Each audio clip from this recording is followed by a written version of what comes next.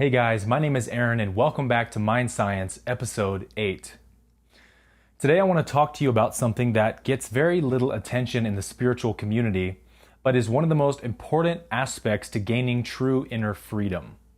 Now, all of us have been socialized growing up, and we behave the way that we do today because we have learned it over time.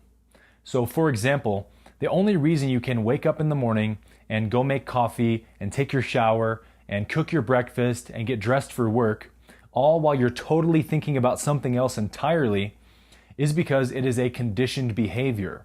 Your body has memorized these movement patterns to the extent which it can now perform them without any conscious attention on your part. And likewise, your mind also memorizes the mental movements that you make, and these become conditioning patterns as well. Almost everything that you do, from the language that you speak, the actions you take, even the way that you think, is a conditioned behavior. And this is for the most part a very good and useful thing, but where our conditioning stops being a useful thing is when we get into defense mechanisms. Now, we all have defense mechanisms, but most of us are totally unaware of what they are. In fact, some of you watching probably just thought to yourself, I don't have any defense mechanisms. Do you ever feel like you are overly agreeable with everything people say? That's a defense mechanism.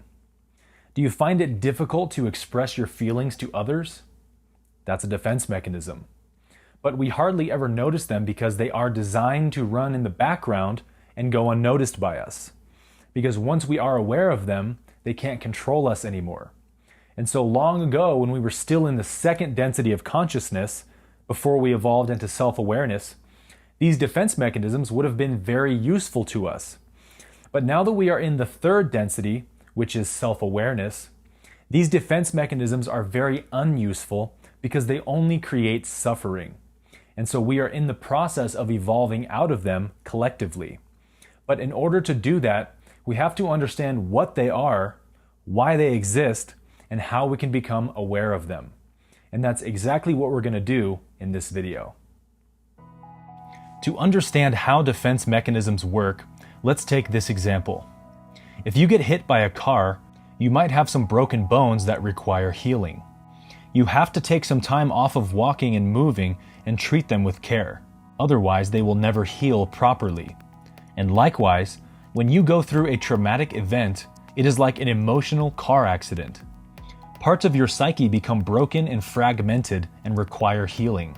But we hardly ever give that healing that we need to those fragments. What we do instead is to suppress them deep into our subconscious mind and hope that they just go away. But of course, they don't. They will always be in the dungeons of our subconscious mind awaiting to be healed.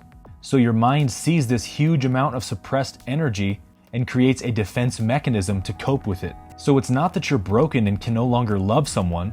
It's that you have been emotionally injured and have a defense mechanism as a result. The true self cannot be broken. Healing is always available, but only when you're ready for it. Our brain is an extremely complex organism. It has built intricate psychological systems to deal with everything. And so conditioning is very good up to a certain point, or else we would have to consciously think about everything we do. Imagine what life would be like if you had to consciously remember how to do everything for the body. I hold the bag of chips with my left hand.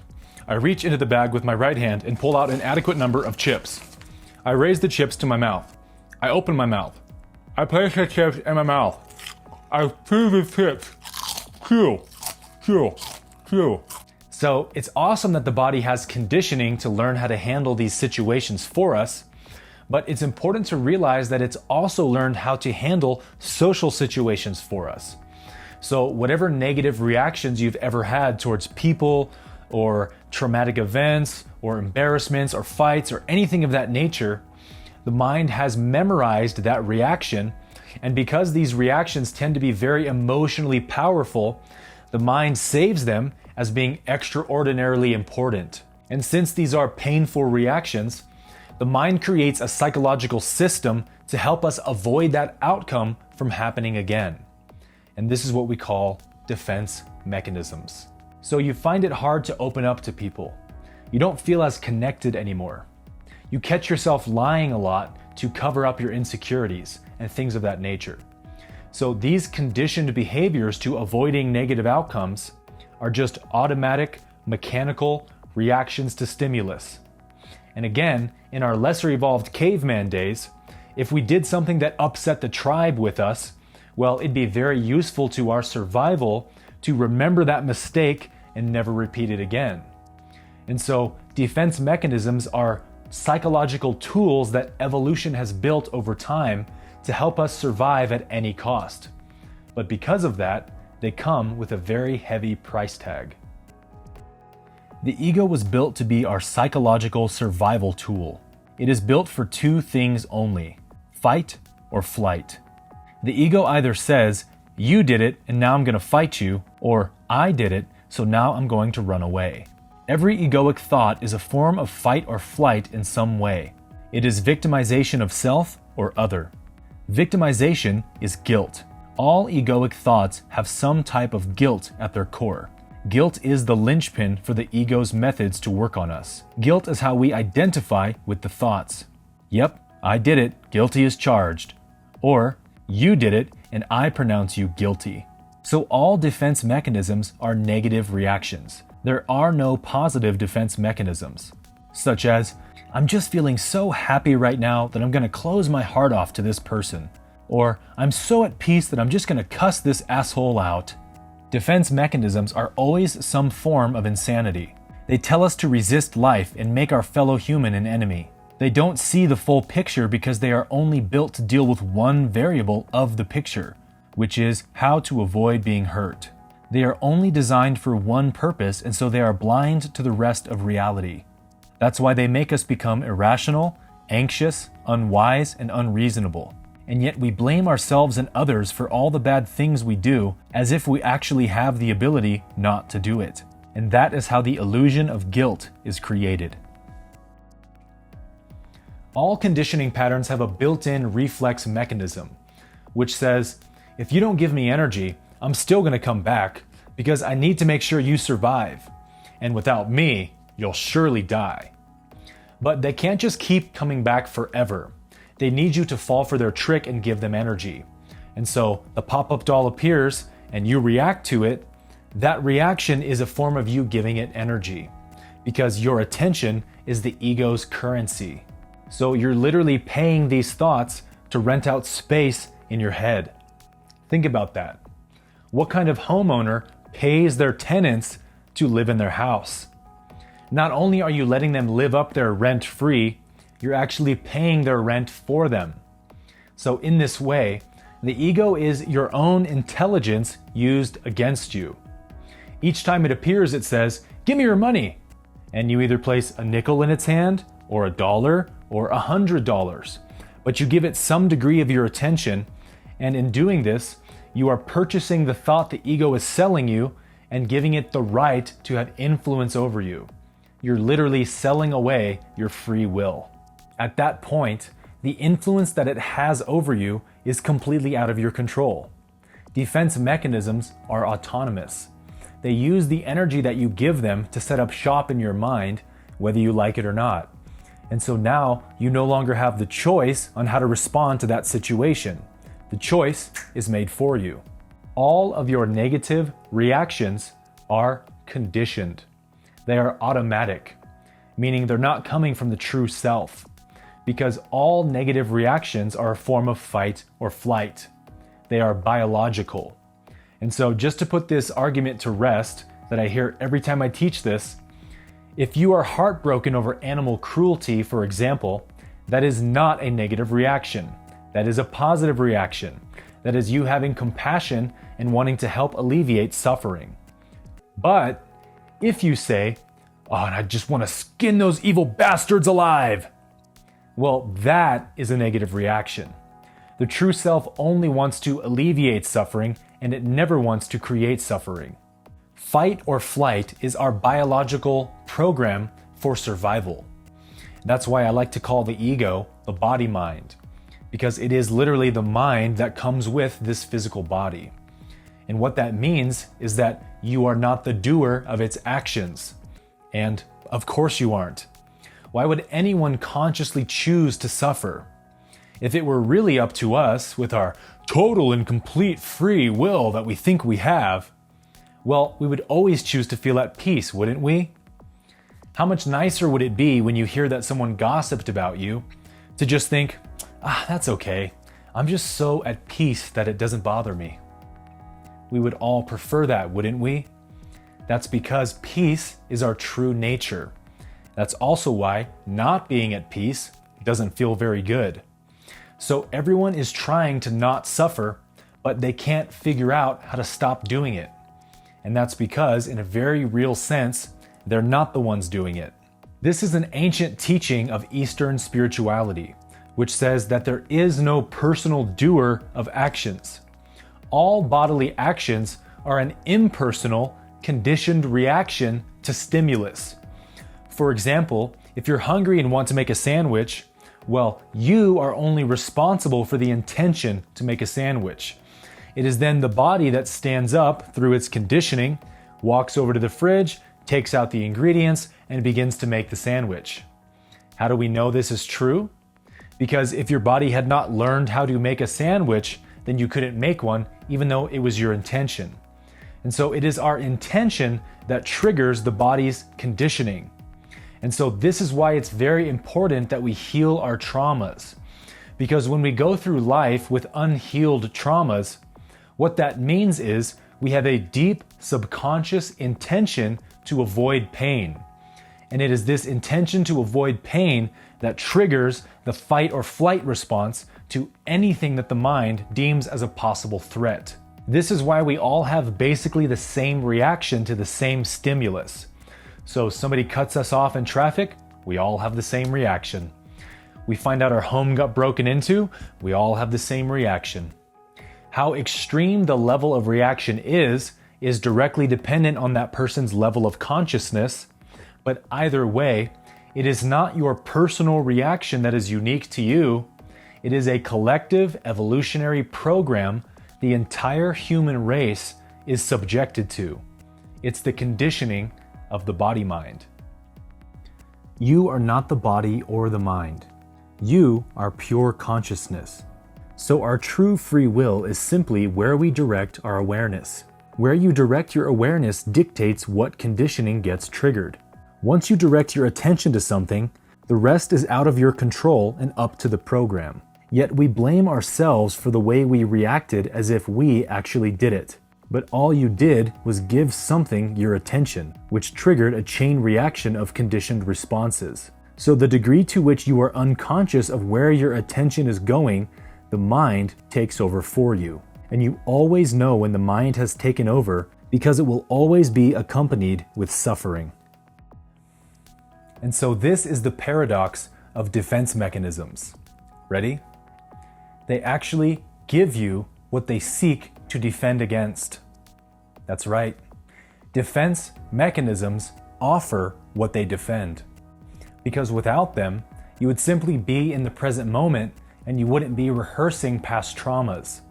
There would actually be no trauma to heal from because there would be no one who is traumatized by it. Your defense mechanisms are your traumas. I touched on this briefly in last week's video titled "The Sufferer Doesn't Exist," which I'll link here above. And if you need more help understanding this concept, then you'll definitely want to watch that video. But the main idea is this: there is no independent sufferer apart from the thoughts. The thought is the suffering. The thought is the sufferer. They are one great happening. So every time a defense mechanism gets triggered, then you relive that painful memory in either a very subtle or visceral way.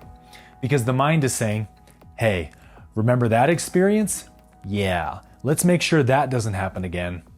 And so without this defense mechanism bringing this up, then you would never be triggered to relive a past memory. We can see how this is true with a simple thought experiment. Let's suppose that you were physically abused as a child, but you had been knocked unconscious before the event, and so you have no memory of it whatsoever. Do you suffer? No, because you don't suffer from what actually happens to you. You suffer from your perspectives about it. So yes, You will feel the physical pain of the experience, but as soon as the experience is over, the pain does not have to continue. Your mind creates your traumas by turning past events into defense mechanisms, and so you relive them again and again and again. But please hear me, friends. You do not have to suffer from what you experience. Pain is inevitable, but suffering is optional. Pain is merely physical, but suffering is psychological. So how do you heal a defense mechanism? Now, there's many good forms of healing therapy available, such as Reiki, rapid eye movement, sound healing, and EFT. But what I'm going to offer you is simply my personal approach. And for me, it's always about awareness. You have to approach your defenses through deep contemplation and self-inquiry and begin to see the nature of their unreality. You have to question what the mind has taught you, because a defense mechanism can only exist as long as you hold the perspective that it offers you, as long as you buy what it's selling. And the only perspective the mind can ever sell you is victimization. If you follow my channel, then you know I'm a big believer in the emotional guidance system. And to put it simply, a negative emotion signals an incorrect point of view about something, and a positive emotion signals a correct point of view. Emotions are always an indication of how in or out of alignment your thinking is with the way that the universe sees you. Which is why when you believe that you were really victimized in any way, you were made to feel negative, because Source is telling you that it isn't true. It's an incorrect perspective. The universe is self-organizing and self-correcting, and victimization is a belief that doesn't compute from the universal perspective. And so we are made to feel negative about that belief. What the universe sees is that everyone is just acting out their conditioning. It's all an impersonal, programmed reaction, which means that the actions of others never have a thing to do with you. It's always a reflection on their state of consciousness and never on your value. But it is impossible to heal from a trauma as long as you really believe that you were victimized. Because again, the belief is the trauma. Once victimization is no longer believed in, then there is no trauma. So yes, people can attack your body, but you are not your body. No one can ever attack who you truly are. So you have to begin to see that victimization is always a lie. You have never been someone's victim, except as an idea in your mind. Now, many of us were traumatized as children, and obviously, children have no capacity to see this yet. But as we grow older, we can begin to see that no one can make me their victim unless I allow them to, by first believing that I am weak and vulnerable. But I am not the body which does actions, and I am not the mind and its programming. I am the awareness behind them. I am that eternal conscious principle, and my essence is beyond harm. And if I can see that, then it becomes impossible to take anyone's actions personally, because I can clearly see that they are deeply blind and unconscious. They are a victim of their biological programming, and they believe all of the terrible thoughts in their mind. They have no self-awareness, which means they have no free will to behave otherwise. So realize that at the time of your trauma, you were not capable of seeing this truth yet. So of course you believe that you were victimized. That's okay. But now there is a higher way of seeing available, and it shows you that what you truly are has never been abandoned, abused, or victimized. These ideas are simply coping mechanisms of your evolutionary biology and not your personal doing. And so it may take some time in contemplation to see this truth, but the deeper you investigate your defense mechanisms, the more you will begin to see their unreality, that they are always based on the fundamental lie of victimization.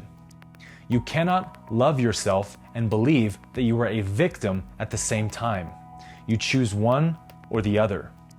And so self-love is the greatest healing power in the universe, because love brings invulnerability. And so if I truly love myself, then I must have first recognized that my value is eternal and can never be victimized. And when I can finally see that what I am needs no defending, I am free.